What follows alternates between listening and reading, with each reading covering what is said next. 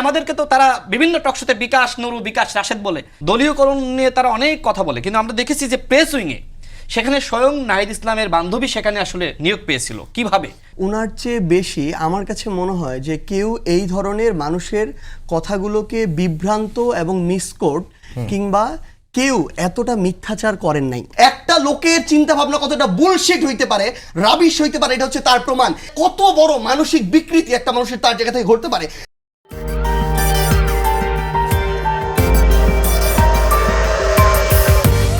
দলীয়করণ নিয়ে তারা অনেক কথা বলে, কিন্তু আমরা দেখেছি যে প্রেস উইংয়ে সেখানে স্বয়ং নাহিদ ইসলামের বান্ধবী সেখানে আসলে নিয়োগ পেয়েছিল। কিভাবে? সেটা নিয়ে যদি আমি প্রশ্ন করি, তিনি কি উত্তর দিতে পারবেন? এখনো পর্যন্ত দেননি। প্রেস উইং বলতে অন্তর্বর্তীকালীন সরকারের প্রেস উইং। এক্স্যাক্টলি, অন্তর্বর্তীকালীন সরকারের প্রেস উইংয়ে নাহিদ ইসলামের বান্ধবী সেখানে নিয়োগ পেয়েছিলেন। চাঁদাবাজি দেখেন, আমরা দেখেছি ওই সময় যিনি আসলে সব থেকে জুনিয়র এমপি সংসদে, তিনি থানা থেকে চাঁদাবাজদেরকে তিনি ছাড়িয়ে আনতে গিয়েছিলেন। এছাড়াও দেখেন যে সে সময় আরও এই ধরনের অনেক ঘটনা ঘটেছে, এমনকি স্বয়ং উপদেষ্টারা, প্রধান উপদেষ্টা, তিনিও দলীয়করণ করেছে। তো এই দলীয়করণের কথা এখন বিএনপিকে অনেকভাবে বলা হচ্ছে, কিন্তু ওই সময় যদি এগুলো আসলে তারা মানে জবাবদিহিতা নিশ্চিত করতে পারতো গণঅভ্যুত্থানের সরকার, তাহলে আজকের বাংলাদেশে আমার মনে হয় অনেক কিছু পরিবর্তন হতো। সেই তারা পরিবর্তন করতে পারে না। এখন এসে তারা যেহেতু এখন অপোজিশনে, ওই সময় সরকারে ছিল, এখন অপোজিশনে এসে তারা এখন খুব মিষ্টি মিষ্টি কথা বলছে। কিন্তু আমার প্রশ্ন হলো যে ওই সময় দায়িত্বে থাকাকালীন সময়ে আপনারা কেন আসলে এই কাজগুলো করলেন না?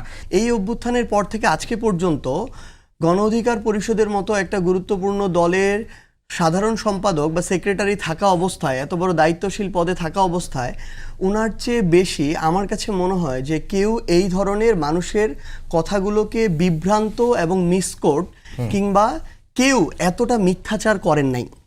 ও সরি, দুঃখিত, আমি গণ অধিকারের সেক্রেটারি বলছি ভাইকে। ভাই তো এখন বিএনপির সাথে সম্পৃক্ত ছিলেন, এখন বিএনপির সাথে আছেন। জি, আপনি কিন্তু একসময় ছাত্রলীগে ছিলেন, এখন কিন্তু এনসিপিতে আছেন। জি জি ভাই, যেভাবে আপনি হচ্ছে বিএনপির মানে একজন এজেন্ট হিসেবে গণ অধিকারে ছিলেন, আপনি যে সময় ছাত্রলীগের এজেন্ট হিসেবে কিন্তু পরবর্তীতে আন্দোলনে আসছিলেন। সময় না, আপনি যেহেতু সময় আমি এক লাইনও বলি নাই, উনি যাই বলুন, আমি কিন্তু আপনাকে কোনো ব্যক্তিগত আক্রমণ করি না। আপনি যেটা শুরু করেছেন আমাকে তো উত্তর দিতে হবে ভাই। না আচ্ছা, রাশেদ, কথার মাঝে না, আপনি আপনার সময় উত্তর দিবেন না, ভাইয়ের সাথে এটা হয়ে যাক, সমস্যা না, আমাদের সম্পর্কের জায়গা ঠিক আছে। আপনি যাই বলেন না কেন আপনার সময় কিচ্ছু বলবো না, আমি যাই বলি না কেন আমার সময় আপনি বলবেন না। বিএনপির মতো রাজনৈতিক দল সরাসরি কোনো স্ট্যান্ড নেয় নাই, কিন্তু আমরা আমাদের ওই পজিশনটাতে, এই অবস্থানটাতে আমরা ওই আন্দোলনটা করেছিলাম, কারণ আমরা মনে করি যে শুধুমাত্র ব্যক্তি শেখ হাসিনা কিংবা এই কামালরা, ওবায়দুল কাদেররা, এই 10-20-50 জন ব্যক্তি মিলে কখনো তাদের জায়গা থেকে একটা স্বৈরাচারী কাঠামো তৈরি করতে পারে না, একটা ফ্যাসিস্ট সরকার হইতে পারে না। বরং তারা তাদের এই দলটাকে ব্যবহার করে তারা পুরো বাংলাদেশের বিভিন্ন জায়গায় বিভিন্ন মাত্রায় নেতাকর্মীদেরকে নিয়ে এই দলটাকে একটা ফ্যাসিস্ট কাঠামোর একটা মূর্তি হিসেবে ব্যবহার করে তারা এই স্বৈরাচার কায়েম করেছিল। এই জন্য আমরা যেমন তাদের অপরাধীদের বিচার চাই, গণহত্যাকারীদের বিচার চাই, তারা যারা ফ্যাসিস্ট কাঠামোর সাথে মানুষের উপর জুলুম করেছে, নিপীড়ন করেছে, তাদের বিচার চাই, আমরা দল হিসেবে আওয়ামী লীগেরও বিচার চাই। আমরা যখন আমাদের জায়গা থেকে প্রথম বিএনপির তখন ভাইস চেয়ারম্যান ছিলেন, ভারপ্রাপ্ত চেয়ারম্যান ছিলাম জনাব তারেক রহমান, যখন আমরা তাকে ফোন দিলাম, এখন তার সাথে কথা বললাম, যখন আমরা বললাম যে আমরা একটি বিপ্লবী সরকার করতে চাই, তিনি না করে দিলেন। যখন আমরা বললাম আমরা আপনাদের সবাইকে নিয়ে একসাথে একটা জাতীয় সরকার করতে চাই, তখনও তিনি না করে দিয়েছেন। যখন আমরা দেখি এই বিএনপি সরকারের সবচেয়ে গুরুত্বপূর্ণ মন্ত্রী তিনি এস আলমের গাড়িতে চড়ে পুরো দেশ ভ্রমণ করে বেড়াচ্ছেন এবং দলের পক্ষ থেকে তিনি শোকজ পর্যন্ত খেয়েছেন। তো আমাদের জায়গাটাতে আসলে কথাটা কোন জায়গায়? ভাই তার জায়গা থেকে আমি তার কাছে জানতে চাই, একদম বিনয়ের সাথে জানতে চাই, একদম শুরু থেকে আজকে পর্যন্ত বিগত 1 বছরে তিনি এনসিপিকে নিয়ে সবচেয়ে বেশি প্রোপাগান্ডা ছড়িয়েছেন। তিনি বলেছেন তদবির বাণিজ্য করেছে, চাঁদাবাজি করেছে, নিয়োগ বাণিজ্য করেছে, এনসিপির এই মূল যার নেতা। আমি তাকে আমার জায়গা থেকে আহ্বান জানাই, তাকে বলতে হবে, ধর নাহিদ ইসলাম বলেন, সার্জিস আলম, হাসনাত আব্দুল্লাহ, নাসিরউদ্দিন পাটোয়ারি, আক্তার হোসেন, আপনারা তো মানে সামনে এই মানুষগুলোকেই চিনেন। আপনি প্রমাণ সহ শুধু একটা জিনিস দিবেন যেটা প্রমাণিত। একজন ব্যক্তি আছে জনাব সালাউদ্দিন তানভীর, উনাকে এনসিপিতে আমরা ফিরিয়েছি একদিন আগে, উনাকে নিয়ে যেই ধরনের মিথ্যাচার ভাই করেছিলেন তার জায়গা থেকে, সেই মানুষটাকে বিএনপির সময় দুদক তার বিরুদ্ধে কোনো অভিযোগ প্রমাণিত না হয় তাকে নিষ্পত্তি দিয়েছে এবং আমরা তাকে আবার দলে নিতে বাধ্য হয়েছি। তো ব্যাপারটা হচ্ছে কি, আমাদের ওই মানসিকতার জায়গাটা হওয়া উচিত যে প্রমাণ সাপেক্ষে এরকম গুরুত্বপূর্ণ দায়িত্বে থেকে আমরা সমালোচনা করব, যদি ওটা ভুল প্রমাণিত হয় আমরা অন্তত এইটুকু স্বীকার করব যে আমি ভুল ছিলাম। এইটুকু মানসিকতা না থাকবে, তর্কের খাতিরে যদি তর্ক করি তাহলে তো রাজনৈতিক যে ব্যক্তিত্বের জায়গাটা এটা তো নষ্ট হয়। এখন আপনি বলছেন যে স্বরাষ্ট্রমন্ত্রী ওই সময় তিনি একজনের নাকি গাড়িতে উঠেছেন। দেখেন ওই গাড়িটা ওই সময় ওই এলাকার যারা নেতৃবৃন্দ আছে ওই নেতৃবৃন্দরা এনেছিল। এখন ওই সময় তিনি সবেমাত্র নির্বাসিত জীবন শেষে বাংলাদেশে ফিরেছেন। এই ম্যানেজমেন্ট কি তার পক্ষে করা সম্ভব যে গাড়ি কে আনলো কে আনলো না? এখন এই জিনিসটাকে আপনারা বারবার সামনে আনতেছেন, কিন্তু গণ অভ্যুত্থানে তার যে ভূমিকা সেটা তো সামনে আনতেছেন না। তার দেওয়া টাকায় আমি নিজে একজন উপদেষ্টা, ছাত্র উপদেষ্টা, তার মোবাইলটা পর্যন্ত অভ্যুত্থানের সময় কিনে দেওয়া হয়েছিল। এমনকি তার যে ভূমিকা, আপনি জামাতের নেতা বর্তমান এমপি তাহের ভাইকে জিজ্ঞেস করে দেখবেন যে জনাব সালাউদ্দিন আহমেদের ভূমিকাটা কি ছিল। এমনকি জামাতকে মাঠে নামানোর জন্য তিনি জামাতকে বলেছিলেন যে আপনারা মাঠে নামেন, হেফাজতে ইসলামকে বলেছিলেন, ইসলামিক দলগুলোকে সমন্বয় করার দায়িত্বে তিনি ছিলেন। এখন তাকে আপনারা এমনভাবে তুলে ধরার চেষ্টা করেন যে তিনি গণ অভ্যুত্থানে ভূমিকা রাখেননি, তিনি ভারতে আসলে এমনি গিয়ে আরামে এসেছিলেন, তাকে গুম করা হয়নি। তো আপনারা গুম অধ্যাদেশ নিয়ে এত কথা বলেন, কিন্তু একজন মানুষ যিনি এত ক্লিন ইমেজে, সেই মানুষটিকে আপনারা বারবার বিতর্কিত করার চেষ্টা করছেন। আপনি সমালোচনা করেন, তার ভুলগুলো নিয়ে সমালোচনা করেন, কিন্তু তাকে যেভাবে রয়্যাল এজেন্ট আর শ্রীলং সালাউদ্দিন বলার চেষ্টা করছেন, সে তো গণ অভ্যুত্থানে রাজনৈতিক জায়গা থেকে কতটুকু ভূমিকা রেখেছে সেই স্টাডি তো আপনাকে থাকতে হবে। থাকার পরে যদি মনে হয় যে না, তার গণ অভ্যুত্থানে মানে ভূমিকা নাই, সেক্ষেত্রে আপনি কথা বলতে পারেন। কিন্তু আমি মনে করি গণ অভ্যুত্থানে যে মা এক বোতল পানি এনে একজন আন্দোলনকারীকে খাওয়াইছে, সেই মারও বিশাল ভূমিকা আছে। সেই মাকে আপনি ছোট করতে পারেন না। সেই জায়গায় বিএনপি বড় দল হিসেবে এত বড় অভ্যুত্থান ঘটে যাচ্ছে, ছাত্র জনতাকে গুলি করে হত্যা করা হচ্ছে নির্বিচারে পাখির মতন। আপনার কি মনে হয় সেই গণ অভ্যুত্থানে বিএনপি চুপ করে বসেছিল, বিএনপি নেতৃবৃন্দরা চুপ করে বসেছিল? আপনি গণ অভ্যুত্থানের হিস্ট্রি আপনি অ্যানালাইসিস করেন, যতগুলো বিখ্যাত জায়গা আছে ওই জায়গাগুলোর সাথে কোনো না কোনোভাবে বিএনপি, ছাত্রদল, যুবদল জড়িত আছে। আমি অস্বীকার করছি না, গণ অভ্যুত্থানে অবশ্যই তারা সামনে থেকে ঝুঁকি নিয়েছে, কিন্তু এই আন্দোলনে বিএনপি, জামাত, হেফাজতে ইসলাম, গণ অধিকার পরিষদ সহ অন্যান্য দল যারা ফেসিবাদ বিরোধী রাজনৈতিক দলগুলো ছিল, তাদের ভূমিকা আপনাকে স্বীকার করতে হবে। কিন্তু আপনি 18 মাসে কোনোদিন বলেছেন, আজকে আমাকে বলছেন যে আপনি বিএনপিতে যোগদান করেছেন।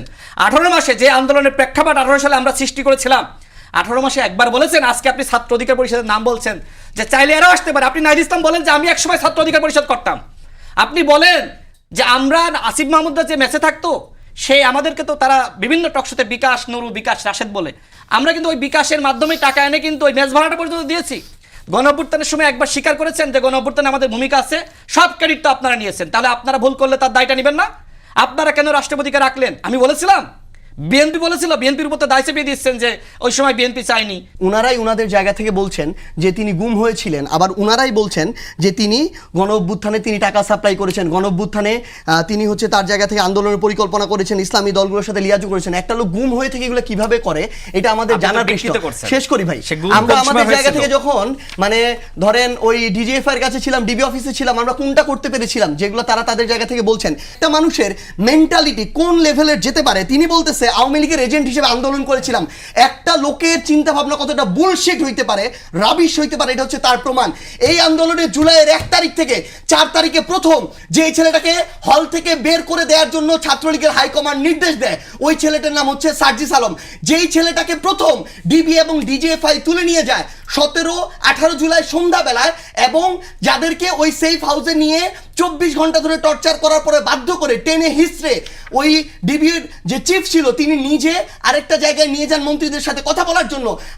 হাজার বার টর্চার করে যেখানে বাধ্য করার চেষ্টা করা হয়, সেখান থেকে যখন আমরা আমাদের জায়গা থেকে তারপরও মেরুদণ্ড সোজা করে বলেছিলাম যে আমরা কর্মসূচি প্রত্যাহার করি নাই, কর্মসূচি যেটা ছিল সেটা চলমান থাকবে, উনি ওনার জায়গা থেকে এই কথা বলে। কোটা সংস্কার আন্দোলন থেকে এই আন্দোলন গেল এক দফার আন্দোলনের দিকে।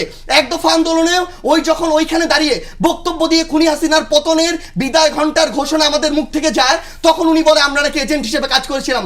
একটা মানুষ কতটা তার জায়গা থেকে ন্যূনতম বিবেকবোধ হারিয়ে ফেললে এই কথা বলে, যারা এই জুলাই অভ্যুত্থানে ওই রাজাকার স্লোগানে বলেন, ওই আওয়ামী লীগের কাছে পিটানি খাওয়ার ক্ষেত্রে বলেন, ডিবির জুলুম বলেন, ডিজিএফআই এর অত্যাচার বলেন, প্রত্যেকটা মানসিক অত্যাচারের সবার সামনে যে কয়েকটা লোক ছিল, তাদের মধ্যে যে 2টা লোক ছিল, ওই লোকটাকে সে বলে আওয়ামী লীগের এজেন্ট। এই তাহলে কত বড় মানসিক বিকৃতি একটা মানুষের তার জায়গা থেকে ঘটতে পারে। তিনি তার জায়গা থেকে বলতেছেন আমরা কর্মসূচি প্রত্যাহার করে নিছি। এই একটা যদি দেখাইতে পারে যে আমাদেরকে যেদিন ডিজিএফআই বাধ্য করে নিয়ে যায় টেনে হিচড়ে নিয়ে যায় আমাদেরকে, সেদিন আমরা এটা বলছি কর্মসূচি আমি কিন্তু প্রত্যাহার করে নিলাম। এটার কথা বলি এটা নাই। যদি উনি এটা- বলতে এটা পারে আমাদের বললাই জায়গা না থেকে, তারপরে উনার যে কথার ন্যূনতম ভ্যালু আছে ওইটা তখন প্রমাণ হবে। উনি উনার জায়গা থেকে প্রমাণ করতে হবে যে আমরা কিভাবে এই অভ্যুত্থানে আওয়ামী লীগের এজেন্ট হিসেবে কাজ করেছিলাম। উনি উনার জায়গা থেকে এখন উনি হয়তো কারো এজেন্ট হিসেবে কথা বলতে পারে, আমি আওয়ামী লীগের কথা বলতেছি না, হয়তো বা বিএনপির কোনো মানুষ, কিন্তু উনি উনার সাথে যদি সবার তুলনা করে, এই মানসিকতা থেকে উনার বের হয়ে আসতে হবে। কেন প্রত্যেকদিন বিএনপির নেতাকর্মীদের নির্দেশনায় ছত্রছায়ার প্রোটেকশনে কাউরান বাজারে 1 কোটি টাকা প্রত্যেকদিন চাঁদাবাজি হয়? আমাদেরকে এইটার উত্তর দিতে হবে বিএনপিকে।